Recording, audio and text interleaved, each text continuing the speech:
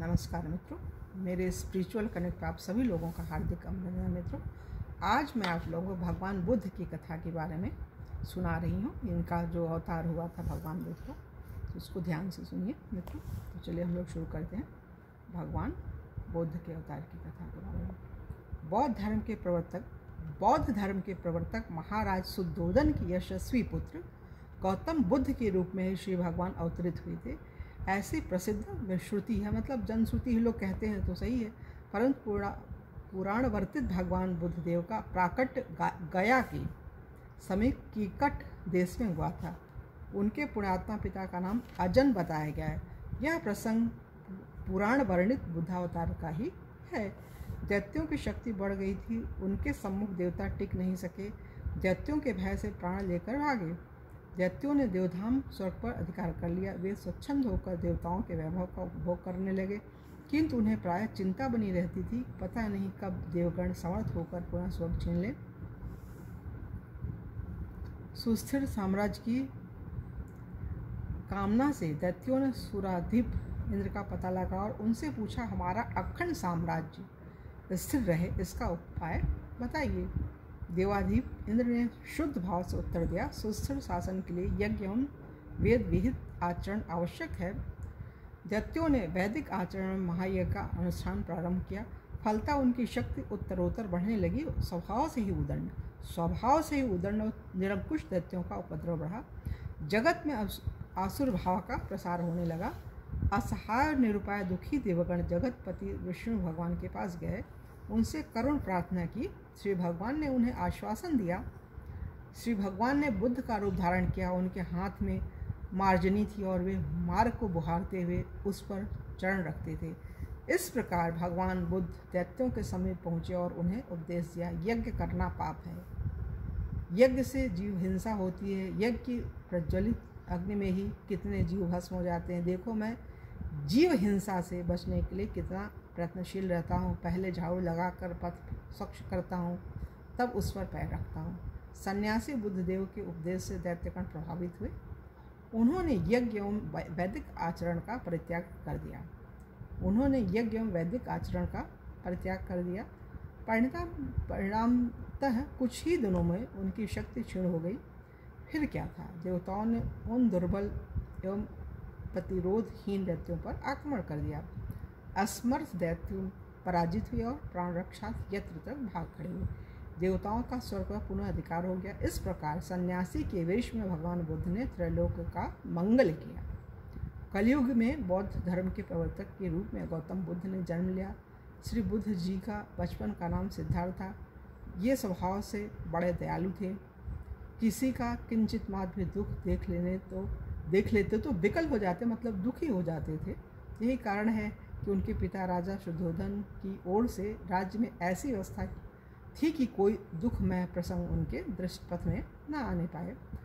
परंतु यह सब होने पर भी दैव योग से एक दिन सहसा एक रुग्ण पुरुष को, कुछ ही दिन बाद एक अत्यंत वृद्ध पुरुष को, पश्चात एक मृतक को देखकर इनकी आत्मा सिहर उठी और उसी दिन से ये जगत से उदासीन हो गए।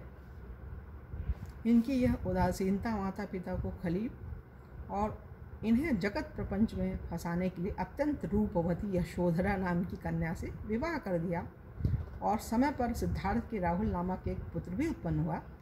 परंतु उदासीनता मिटी नहीं, बल्कि बढ़ती ही गई।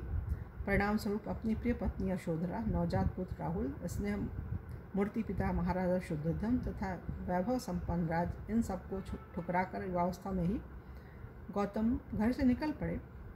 केवल तर्कपूर्ण भौतिक ज्ञान उन्हें संतुष्ट करने में समर्थ नहीं था। उन्हें तो रोग पर, बुढ़ापे पर, मृत्यु पर विजय पानी थी। उन्हें शाश्वत जीवन, अमृत अभिष्ठा। प्रख्यात विद्वानों, उद्भट शास्त्रज्ञों के समीप वे गए, किंतु वहाँ उनको संतोष नहीं हुआ। आश्रमों से, विद्वानों से निराश होकर वे गया के समीप वन में आए और तपस्या करने लगे। जाड़ा, गर्मी और वर्षा में भी बुद्ध जी वृक्ष के नीचे अपनी वेदिका पर स्थिर बैठे रहे। उन्होंने सब प्रकार का आहार बंद कर दिया।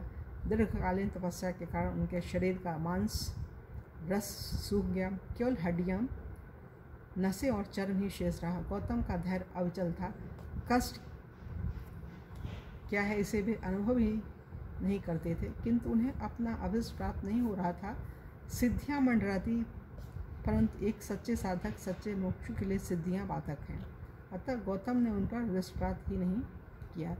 एक दिन जहाँ गौतम तपस्या कर रहे थे, उस स्थान के समीप के मार्ग से कुछ स्त्रियां गाती बजाती निकली।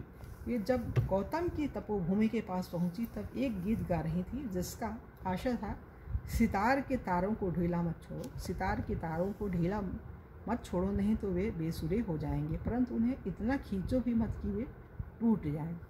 गौतम के कानों में वह संगीत ध्वनि पड़ी। उनकी प्रजा में सहसा प्रकाश आ गया। उनकी प्रज्ञा में, मतलब उनके विवेक को एक जागृति मिली, एक होश, एक ज्ञान मिला अपने ही अंदर के विवेक से। उन महिलाओं के द्वारा जो उन्होंने सुना, वीणा के तारों को न बहुत ढीला करो न टाइट करो, मतलब एक मध्यम मार्ग उन्हें मिल गया। साधना के लिए केवल कठिन तपस्या ही उपयुक्त नहीं है, संयमित भोजन एवं नियमित निद्रा व्यवहार भी आवश्यक है। इस प्रकार सम्यक बोध प्राप्त कर लेने पर गौतम का नाम गौतम बुद्ध पड़ा। तत्व ज्ञान होने के बाद भगवान बुद्ध वाराणसी चले गए और अपना सर्वप्रथम उपदेश उन्होंने सारनाथ में दिया। उपदेश में क्या था ये सुनिए, ये सबसे बड़ी चीज़ है। उपदेश सत्य, अहिंसा, अस्तेय, अपरिग्रह, ब्रह्मचर्य, नृत्य, गानादि त्याग, सुगंध माला त्याग, असमय भोजन त्याग, कोमल शय्या त्याग, कामनी कंचन का त्याग, ये 10 सूत्र आपने दुख उन्मूलन एवं निर्वाण प्राप्ति में परम उपयोगी बताए। धम्मम शरणम गच्छामि, बुद्धम शरणम गच्छामि, संघम शरणम गच्छामि, यह बुद्ध जी का शरणागति मंत्र है। तो ये मित्रों, यहाँ पर भगवान बुद्ध की कथा पूरी हो गई है और कल की वीडियो में आप लोगों से भगवान कल्कि अवतार के बारे में बताएंगे, कल्कि अवतार की कथा के बारे में। तो तब तक के लिए जय हिंद, जय भारत, ओम शांति, ओम शांति।